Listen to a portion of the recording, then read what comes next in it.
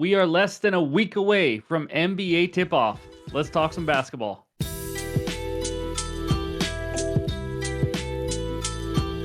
What's going on, everyone? Welcome back in to another episode for Just a Bet Outside. I am your host, Steven. NBA season is freaking back, baby. That's right. We have a season preview video for you with NBA tip-off right around the corner. I am jacked up. If you're someone who only watches this channel for the NBA videos, welcome back. Happy to have you back. We got another fun season on our hands. But I'm ready to get right back into it. And I'm going to start with what we're talking about on this video. Of course, we're going to have our best future bets for the upcoming season. And then we're going to talk some NBA predictions. There it is right there on the screen. We're going to talk lottery teams from last year that will become playoff teams, overrated teams this year, long shot title contenders. And then I'm going to give you the only 5 teams that I think can actually win the title this year. So I'm ready to get into it. Of course, we'll finish it with the recap. But hit that like button if you haven't already. Leave a comment below. If you're new to the channel, hit that subscribe button. We are oh so close to 30,000 subscribers. We talk all things MLB, NFL, NBA, and NHL, and we have a ton of fun doing it. So let's get into it. And that means it's time for those NBA predictions. All right, before we get into those future bets, we got some NBA predictions to talk about. And this first category is lottery teams from last year that are going to be in the play-in tournament or playoffs this season. So the first team, we got 2 of them for this one. It is the Houston Rockets. That's right. This is an extremely young team that continues to improve, and we saw it last season. From March 1st on, this was the 4th best team in the NBA. You may not know that. They went 16-7. Just breaking down the roster, Jalen Green as a scorer, he took over when he needed to at some spurts at the end of the year last year. Sengun, he was solid defensively, 15th best defensive rating in the NBA. Van Vliet gives that veteran presence as well. Still only 30 years old. He's not that old yet. We saw some improvement from Jabari Smith from year 1 to year 2. Cam Whitmore at times was kind of like a walking bucket, to be honest with you. But what I really love is this rookie, Reed Shepherd. You've heard some of the talk about him. He's fun to watch, I'll say that. But he's probably one of the most NBA-ready prospects out of the draft. One of the best shooters to come out of this draft, that's for sure, if not the best shooter. And he's played some decent defense from all the reports you read. Not like I watched him play a ton of defense. But he's a guy who can really handle the ball. He's going to help out in the backcourt as well. Great 6-man off the bench maybe to start out right now, but he's just some depth that they really need, some more youth as well, which not saying they need more youth, but Amen Thompson, Tari Eason, also 2 guys that continue to improve. When you got a team like this, you're just you're automatically going to see improvement. You just have this many young guys. There will be at least a few of them that improve from this year to the next year. And I just like what I see, that's for sure. And the stats kind of back it up. 10th best defensive rating. The one thing with a youthful team like this, a young team, is sometimes they struggle to play defense. That's never been the case here. This actually, not only number 10 defense, they were the number 1 defense in transitions. In transition, they only allowed 11.7 fast break points per game. They make you earn it in the half court. But offensively, 20th best offensive rating last year. 8th worst 3-point shooting. Hopefully Shepherd and some of these boys can have some better shooting years. But the huge stat that must improve, they were 14-27 on the road. And that is something that comes with a young team. I think they can improve this. I really do. Like I said, they got a lot of experience last year, but they have to. I mean, they just cannot play that terrible. Yes, they played really well at home, but they can't go 14-27 on the road. Well coached by Udoka, as you guys all know. I expect this team to kind of continue where they left off and to make it into the play-in tournament this year. So that's the first team. Second one, the Memphis Grizzlies. Guys, what a debacle that was last year. It's just an absolute horrendous. Anything that could go wrong did go wrong. John Morant, as long as he stays off social media and really just stays at home all day, that would be great. Then I think they make the playoffs here. Obviously, we know the talent he has. He was suspended. He had injuries. Marcus Smart also was on the team, if you didn't know. He only played 11 games. So the young players, it did help. I will say that. Now they have youth and depth that they didn't know they had. Gigi Jackson, all rookie second team. Vince Williams also played well. So now when you look at the roster breakdown with all the injuries and everything back, John Morant, I think he's going to be a man on a mission. He's out to prove something because people are doubting him right now. Desmond Bane kept the team afloat for a while. We know what he is, but he's not the point guard. He's not a guy who should be the point guard like he had to play last year. He is a true shooting guard, a scorer type, and I think he'll fit much better into that role. Marcus Smart and Jaren Jackson Jr., 2 of the best defenders in the NBA. And I don't, maybe Smart isn't elite anymore, but he's still a very good defender. And then Brandon Clark, can this guy ever stay healthy? An athletic wing that they've had for a while. And then the number 9 pick in the draft, Zach Edey, 7'4", 300 pounds. It's just humongous. You guys know if you watched him last year in college, he was the best player in college.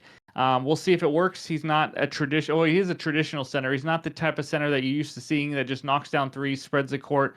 But we'll see what they do with him starting lineup off the bench and how they kind of use him. But he's going to be a great screener, great rebounder, obviously shot blocker, things like that. So.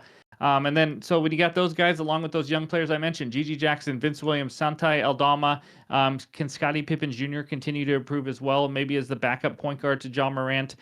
Just 2 years ago, if you don't remember, this team was the number 2 seed, 51-31. They don't have Tyus Jones or Dylan Brooks anymore. I know we've known that. Dylan Brooks wasn't there last year. But I think they got some good young players, and John Morant, Desmond Bane, some of these guys, Jaren Jackson Jr., out to prove something. The West is going to be tough. It will. It's going to be tough for everybody. But as long as this team can stay healthy, John Morant can stay out of freaking trouble. And I think this team could be right there, not maybe even skip the play and maybe make it as a 5 or 6 seed into the playoffs. But that's what I got for you for the first category. Give me the Rockets and the Grizzlies to make the play-in or the playoffs.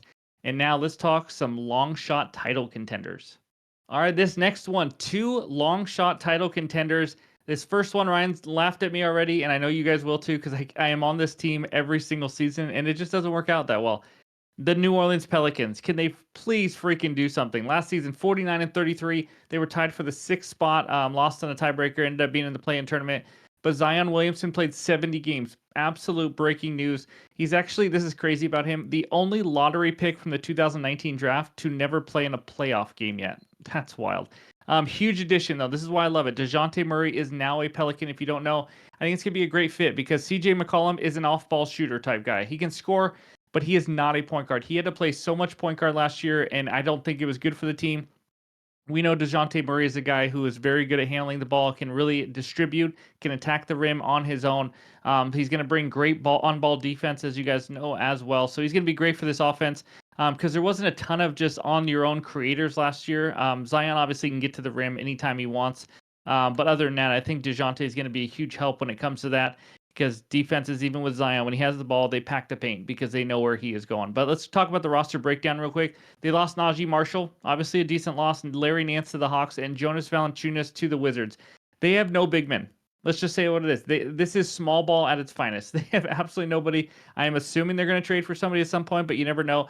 Obviously added DeJounte Murray, Daniel Tice, but the core 6, DeJounte Murray now, CJ McCollum, Brandon Ingram, Trey Murphy, good 3-and-D guy. We really saw him step up last year. Zion, Herb Jones, another great defender as well. Jose Alvarado. They got some pieces, that's for sure. But they lack size big time. Like I said, no Jonas, no Larry Nance.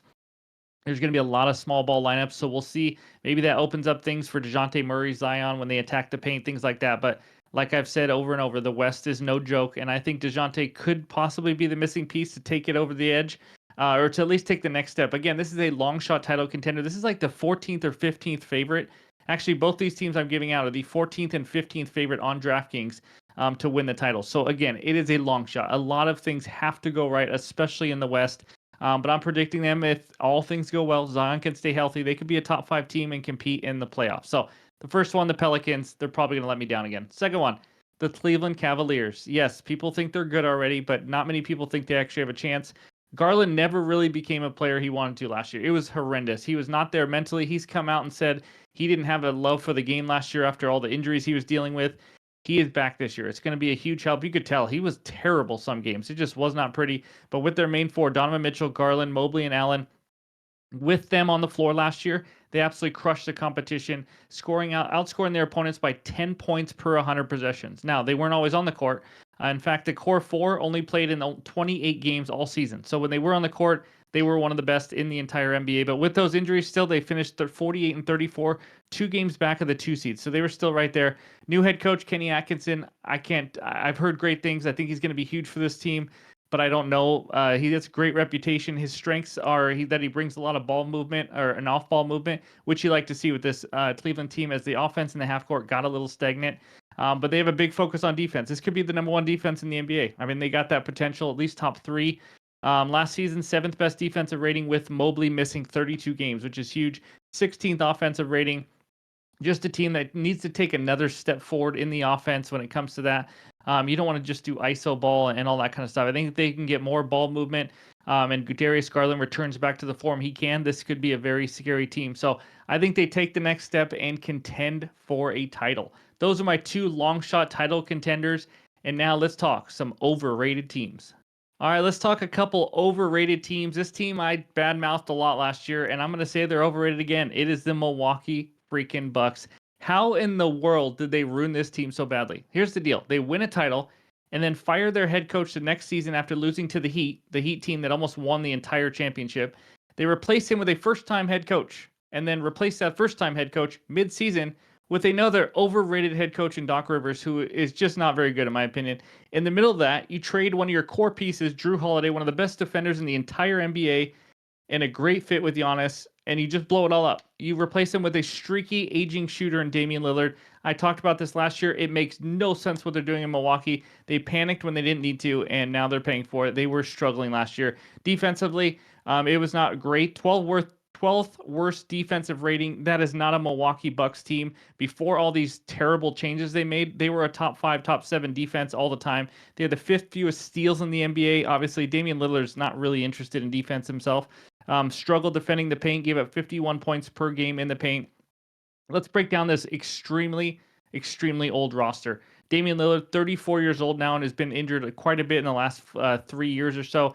He may come in a little bit better. He had some off the court issues. I know that I think he's a little bit past now, but this is not a guy in his absolute prime anymore. Giannis, he's as good as he gets. Nothing to say about Giannis. He is the absolute stud, but he's had some injuries lately as well. Chris Middleton is Mr. Injury. I mean, that's his middle name, Chris Injury Middleton. He's 33 years old now. He's not the same. When he is healthy, he's okay. He's just kind of a decent player, in my opinion, but he doesn't bring a lot. Gary Trent Jr., I think, was a good addition, but Brook Lopez, 36 years old. Their starting 5 has 3 people that are 33 years old or older. Can I talk? And now, the depth behind the starting 5, DeLon Wright, Taurean Prince, Bobby Portis. You're going to sit here and tell me this is one of the elite teams in the East? Absolutely not. It's a below average head coach that I do not believe in at all. I don't know why everyone thinks he's so good. He has done nothing but struggle with teams, except for that one title he won when those 3 big guys in Boston came together. But this team lacks youth. It lacks athleticism outside of Giannis. Giannis could have a chance at the MVP. Obviously, he's going to have an MVP season for this team to have a chance to contend. Obviously, still a good team. When you got Giannis, you're going to be a good team. And Dame is going to have his moments as well. But I see them being like a 5 or 6 seed. That's my prediction. So the second one, I don't know how I feel. I know how I feel. I think they're overrated, but I'm curious to see what you guys think. Leave a comment below. The Sacramento Kings, they added DeMar DeRozan. Now, he's 36 years old and plays 0 defense. Can the guy still score and hit a mid-range? Absolutely. But he's 36 and plays no defense. He's going to help in the big moments. I think that's going to help in the close game at the end of the game. You're going to have a guy like him who knows how to finish, but he doesn't move the needle that much for me. And I think a lot of people think he just takes them to the next level. It's kind of a weird fit with 2 other guys who have the ball in their hands a lot, with Domantas Sabonis, De'Aaron Fox, high usage, ball dominant players, like to distribute and all that. So it's going to be interesting to see how it all works. It's going to take some time, and you don't really have that much time in the Western Conference. Other than that, their defense was awful last season, and adding DeMar DeRozan made it worse. It didn't help. They struggled defending the 3-ball game, the second highest 3-point percentage in the NBA at 38.7%, and now they're adding the slow, aging DeRozan with not many other pieces. They lost Harrison Barnes, not huge, but a decent piece for them. Fox and Sabonis had career seasons with great health last year. Fox played 72 games. Sabonis played all 82 games, all to finish 9th in the West. That's right. They had career healthy seasons to finish 9th in the West last year. Can they stay healthy again and be as elite as they were a couple years ago? Maybe. Kevin Huerter coming back could help. He's one of their best shooters, obviously. But I think this Kings team, it's got talent. I'm not going to say that. I'm like, De'Aaron Fox is talented. Sabonis is the man. I don't know. I don't love the fit right now. Again, they could come out and prove me wrong. But right now, I think it's an overrated team. I think this is a team that's going to be looking right at the play-in tournament again, right around that 9 seed. So that's what I got for the overrated teams with the Bucks and those beautiful Sacramento Kings. And now let's talk the real championship contenders. All right, I'm going to talk about the 5 teams that I think could win the NBA championship this year. Obviously, if you disagree with me, leave a comment below. Love to talk some basketball. The first one is the OKC Sonics Thunder. I want to hate this team so bad. You guys know that who have been following me. They took my Sonics, and I'm hurting from it. But I absolutely love this roster. Let's be honest. The additions they had in the offseason prioritized defense, which you love to see. Alec Caruso and Isaiah Hartenstein, those are two top-tier defenders at their position. Caruso may be one of the best on-ball defenders in the entire NBA. You add that to Chet Holmgren with his shot blocking, Lou Dort. This is quite the group of defenders, I will say. They pair that with SGA, who already broke out last year, almost won MVP. He could easily win MVP this year. It's not easy, obviously, but he's an absolute stud, top 5 player. Jalen Williams, I have a futures bet on him. I'm going to talk more about him. He's an absolute stud. Chet Holmgren, I expect him to improve. It's only going to be his second season this coming year. His team has all the makings of making that next step. Not a surprise to anyone here. They are picked to be probably the number 1 seed in the Western Conference. My second team that I think has a chance to win it, the Minnesota Timberwolves. It made a nice run in the playoffs last year. Yes, they lost Karl Anthony Towns. I'm not sure he was even a great fit for him, honestly. They were 14-6 without Cat last year, and now they get to add Julius Randle and DiVincenzo. I think Julius Randle's the wild card. I'm gonna be honest. He plays hard though, which is not all you could say about Cat sometimes. He can add to some low post scoring, which they don't have because Gobert's not a big scorer, and Cat was a guy who liked to shoot a lot of threes. But I think DiVincenzo is just a huge pickup for them. Adds another scorer and shooter in the backcourt, depth at guard. Obviously, we know Mike Conley is not getting any younger as well. So I think having those two guys are going to help. I don't see them losing Cat as like just this huge drop off or anything, especially with the additions they had. And then rookies, they added Rob Dillingham with the 8th pick, 19 years old. Obviously, we'll see if he's ready. He might be a bit raw.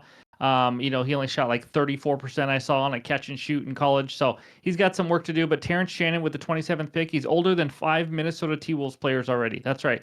6'6", physical player. If you remember watching him in college, averaged almost 9 free throw attempts per game. He averaged 23 points per game for the Illinois Illini. That's right. 24 years old. That's right. One of the most NBA-ready prospects of the season. He's a good defender. He's going to help. He really will. I think he's going to be a good piece for him. We know Anthony Edwards is elite as it gets in the MVP category. Dante DiVincenzo, another scorer. You really saw him come on last year with huge minutes. I really like DiVincenzo. Jaden McDaniels, one of the best defenders in the NBA. Julius Randle, we just talked about him. He's going to crash the glass, play really hard, loves to play in transition, loves to run downhill, that kind of thing. Rudy Gobert, one of the best elite defensively big men. We know what he brings. Obviously not exactly the normal big man as of nowadays, but more of a traditional. And then Naz Reid. Oh, by the way, Naz Reid, 6th man of the year last year. He joined John Starks and Darrell Armstrong as the only undrafted players to ever win the 6th man award. He averaged 17 points a game with Cat out. This team is going to rely on Edwards, Randle, DiVincenzo, Naz Reid to carry the load offensively, and then they got all those defensive pieces. Again, you don't have a lot of time to gel, but hopefully they can gel pretty quick. I like this roster this year. I think they have another chance, especially if Anthony Edwards takes another step into superstardom. But that's the second team. Third one, the Boston Celtics. Duh. That's right. They're the best team in the NBA. They returned everybody. The only way to slow them down is probably injuries and just the fact that it's hard to repeat. That's really the main thing. There's nothing to say like they have no talent or lost talent. It's hard to repeat. Porzingis is going to start the year on the injured list, obviously, but they can make up for him. They've done it all year last year because Porzingis was in and out with injuries. They're loaded. There's nothing else to say. They are the defending NBA champions. Can they have that hunger and that drive to do it again? We will find out, but they are obviously in this one. The fourth one. This is going to be tough, guys. The Philadelphia 76ers. Here's the deal. I don't think they're going to be one of the most elite regular season teams. But if Embiid and Paul George can stay healthy, George already hurt his knee a little bit. He might be back here in this first week, though, luckily for them. They're as talented a team as any. But you've already heard Embiid and these guys come out and say he's not playing back-to-backs. They're going to limit his minutes. They don't care about awards. They are playing for the playoffs. They want to win in the regular season, but it's not going to be a top priority. They lost Tobias Harris, Mo Bamba, Buddy Hield, Melton, Payne, and Paul Reed, but added Paul George, Andre Drummond, which I think is going to be a nice addition for them, Eric Gordon, Reggie Jackson, and Caleb Martin. It's one of the more talented teams. Like I mentioned, when you got Maxey, Embiid, and George, it's one of the better big threes out there as long as they can stay healthy. That's what it all comes down to with this team, especially Embiid and Paul George. Nick Nurse, one of the best coaches in the league. They played well without Embiid, even at times last year. So, after trusting the process that you Philly fans have done for so long, could this finally be the team that gets to the finals and has a chance to win a title? We will find out, but if they can stay healthy, and that's all I can say, the 76ers are absolutely a threat when it comes to playoff time. The fifth one, the final one, the New York Knickerbockers. That's right. It's everyone's darling this year. Big trade, got Cat for DiVincenzo and Randle. They lost depth, but you know what? Here's what I'm going to say about this. They're not a team that likes to play with depth because Tibbs likes to play his starters 45 minutes a game, it seems like. sometimes 80 minutes a game. It's absolutely insane. We're going to find out what he can do with Cat. He's already coached Cat before, but I think he's going to help spread the floor. We're going to have 5 guys now, a lot of pick and pops with Jalen Brunson, and it's going to open the lane tremendously. And we have a ton of shooters here. We got Mikal Bridges now on this team. That's right, another Villanova guy. We know what he did last year and the year before with Brooklyn. Knicks are going to have shooters ready to fire everywhere. I mean, we're talking Bridges, Anunoby, Josh Hart, not exactly a three-point shooter, Cat, all great shooters. It's going to open up the lane for Brunson to attack. It's going to be an interesting offense. I think it's going to be kind of fun to watch. It may affect it a little bit defensively. We'll find out, but obviously lost DiVincenzo and Randall. Hartenstein is a big piece that they lost. Bogdanovich, Shake Milton, just some other little ones. But other than Bridges and Cat, they did add Campaign as well. But this roster is built to win now. They're not going to be a team that plays 10 guys and just tries to play it and rest guys get as many minutes. It's going to be Jalen Brunson and all these starters playing a ton of minutes. What does that mean for the playoffs? We're going to find out. Going from Hartenstein down low to Cat is going to be a big change. Much more offense and much less defense. So we'll see what that does. But Bridges also helps play defense. Deuce McBride showed some flashes last year as well. And then reminder, they do get Mitch Robb back at some point. We'll see how they fit him in because he's more of the old school center type guy. So that'll be interesting as well. But I think they play 7-8 deep. And we'll just see if Tibbs wears them into the ground or if they're ready for the playoffs. But obviously, this is one of the most talented teams in the NBA. So those are my 5 championship contenders. You may be sitting there thinking, where the heck are a couple teams? Let me just touch on them real quick. Why I left out the Dallas Mavericks. It's very hard to repeat a finals trip. Playing into June takes its toll on guys. No team has made a second straight trip to the finals since the Warriors dynasty in 2019. On top of that, this conference is way harder than it was back in 2019. This West is absolutely brutal. They added Klay Thompson, does absolutely nothing for me. He's not completely. He is washed on both ends of the court, in my opinion. He doesn't play defense. His shooting has really struggled. Losing Derrick Jones will also hurt. Again, this is a team that was a 5 seed. So we're not talking about some team like the Celtics who just dominated all year long and then made it. They just got hot at the end. They played well together with their 2 superstars. It's a very good team. Luka is the absolute man. Luka is the favorite to win MVP. I'm not saying anything bad about this team, but I will say the Dallas Mavericks, a lot is going to have to go right for them to make the finals again. It is not easy. Nuggets, they keep losing a key piece every season. They just lost KCP last time. This team did not improve from last year. They added Russell Westbrook, high energy guy, very inefficient. You guys have known how I feel about him. He could help some of it, but he's not going to be KCP, the defender that he was and all that. I just think other teams in the West have passed them by. Michael Porter Jr. is a guy who's just too inconsistent for me. They rely on an elite Jamal Murray and Jokic to be a finals contender. You saw it last year. They just didn't have enough, and I just think these other West teams are going above them. I loved them a couple years ago, but all they keep doing is, like I said, just losing a couple big pieces and not really gaining anything. So that's why I left the Nuggets and the Mavs out. Those are my 5 championship contenders, along with all my other NBA predictions. And now let's talk some futures. All right, this first future is a player prop. That's right. We are going back out to OKC and give me Jalen Williams to win most improved player plus 1,300 on FanDuel. That's right. Let's just talk about it real quick. Every most improved player winner in the last decade has improved on points, rebounds, and assists, other than one time Ja Morant. The last 5 winners have averaged at least 24 points per game. The average age of the winner in the last 5 years was 24 years old. This is going to be the 3rd season for Jalen Williams, coming up on his 23-year-old season. He went from 14 points to 19 points from year 1 to year 2, massively improved from deep, shooting 35.6%, going to 42.7% last year.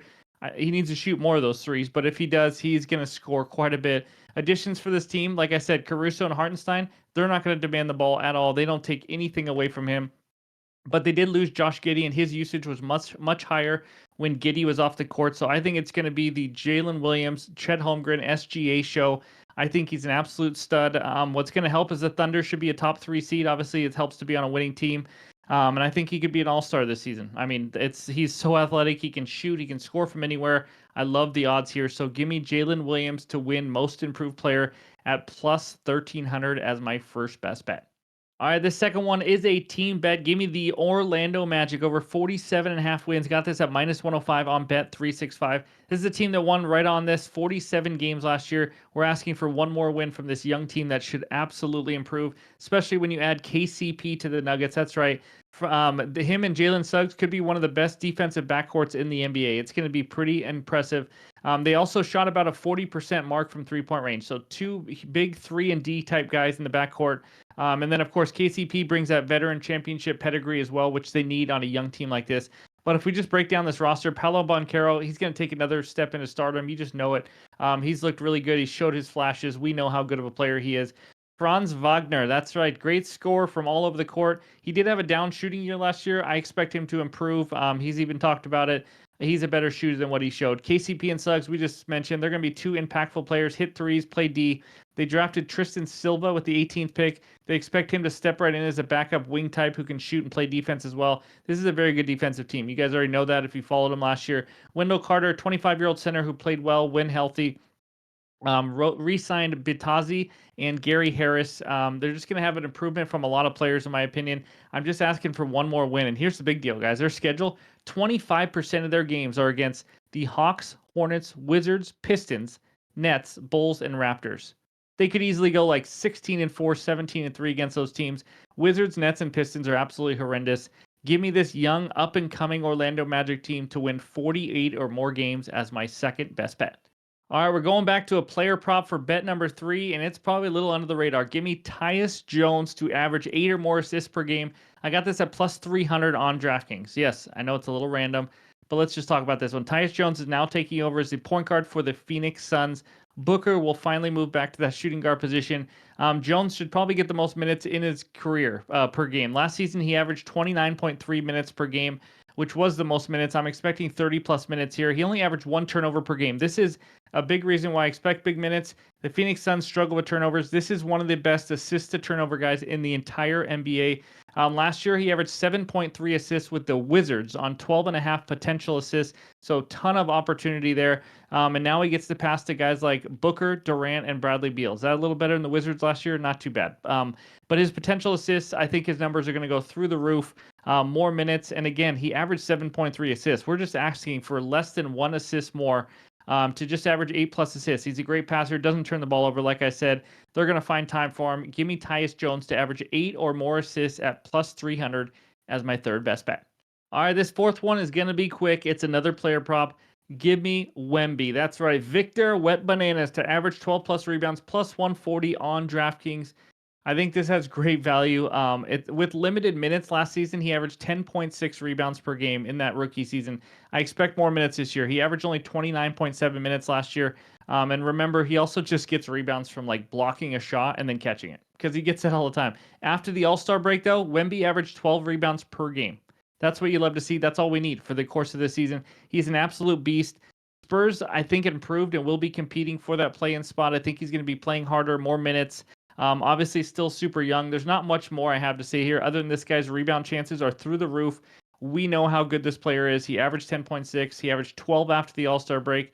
If he plays more minutes, the sky is the limit for this guy. So give me Wemby to average 12 or more rebounds as my fourth best bet. All right, this fifth and final future for the video. Again, if I have any added ones, I'll put in the pinned comments on Discord and X. But give me the Golden State Warriors over 42.5 wins at minus 105 on FanDuel.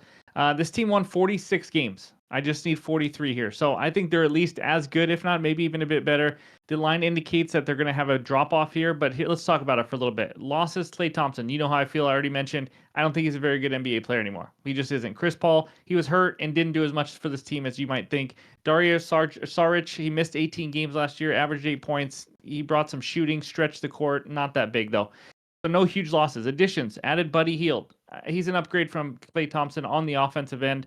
Is he known for a defensive guy? Obviously not. But they also added Kyle Anderson from Minnesota, a versatile player that was a key in their run last year in Minnesota. Plays defense, can pass, can shoot. Not a bad piece. And then DeAnthony Melton, a good defender in the backcourt to help maybe mask some of those Steph Curry defensive issues that he has. But I like the additions here. And then the young players should continue to improve. We got Jonathan Kuminga. We already know he had somewhat of a breakout season last year. B-Pods, Brandon Podziemski had some good moments as well. Trey Jackson Davis down low. I think they all took a step last year, to be honest with you. And then you got him with Steph Curry. We know he's as elite as it gets. Is he in his absolute prime? Probably not. but he's not far off. He still looks really good. D'Anthony Melton, we talked about, 3-and-D guy. Buddy Hield, one of the best shooters in the NBA. Here's the wild card. Andrew Wiggins, can he return to form? Last year, he was not very good. If he can become that guy from a couple years ago, this team could really be a threat. Jonathan Kuminga, I expect an even better year out of him. Just a really athletic guy who can score and rebound the ball. Draymond, not in his prime, but still kind of one of those glue pieces that can set screens, knows how to direct people on the court, a good leader. Okay, that was a hard thing to say out loud. Maybe not a good leader, but you know what I mean. He's a smart, intelligent basketball player, knows how to find Steph, knows how to help him on the court as well.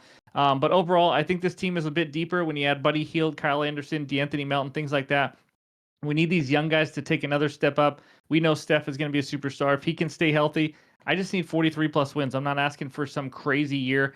I think that number's a little too low. So give me the Warriors over 42.5 wins as my fifth and final futures bet. Again, you could make some futures bet on all those NBA predictions I talked about as well, but I want to make sure I talk about some different things for the season preview. So that's what I got for you. Let's go check out the recap.